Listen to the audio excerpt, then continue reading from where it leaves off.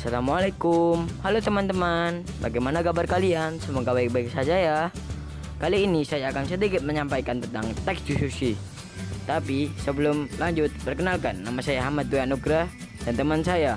Dan nama saya Muhammad Didan Alvaras. Oke, mari kita lanjutkan dengan pengertian teks diskusi.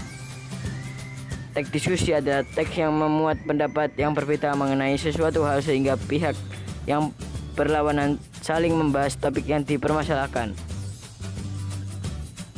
Nah, setelah kalian mengerti tentang pengertian teks diskusi, selanjutnya jika kalian ingin membuat sebuah atau mengidentifikasi, kalian juga harus mengerti tentang struktur teks diskusi.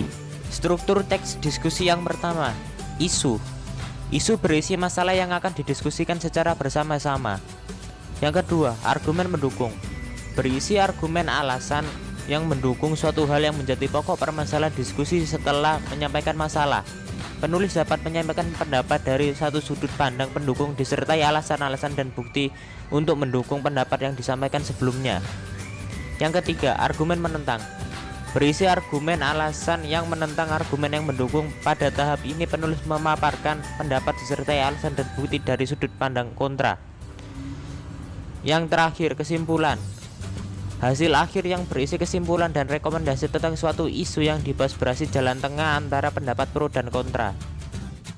Nah, jika dari teman-teman ada yang bertanya, apa sih tujuan dari teks diskusi? Tujuan dari teks diskusi memiliki tujuan untuk menyampaikan pendapat pada pembahasan suatu isu sampai mendapat kesepakatan dari kedua pihak yang berdiskusi. Selanjutnya adalah contoh tentang teks diskusi. Seperti yang teman-teman lihat di layar HP atau laptop kalian, itu adalah salah satu contoh tentang teks diskusi. Jika kalian bertanya tentang, lalu gimana kalau mau tahu mana yang argumen menentang ataupun struktur lainnya? Nah, langsung saja kita bahas satu persatu. Nah, yang pertama, kenapa ini bisa dikatakan isu atau pendahuluan? Karena bentuknya adalah batasan masalah atau isu yang dibahas.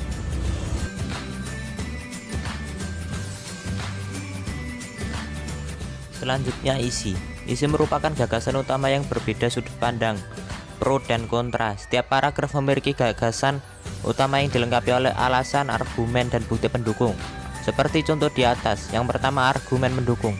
Karena bersifat mendukung tentang sisi positif internet memudahkan kita mencari informasi. Dan satu lagi, argumen menentang karena berisi tentang dampak negatif dari internet tersebut. Yang terakhir adalah kesimpulan.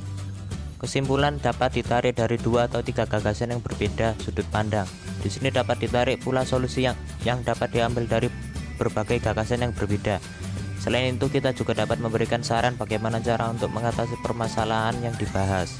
Seperti contoh di atas, orang tua harus mendampingi anaknya ketika sedang bermain handphone.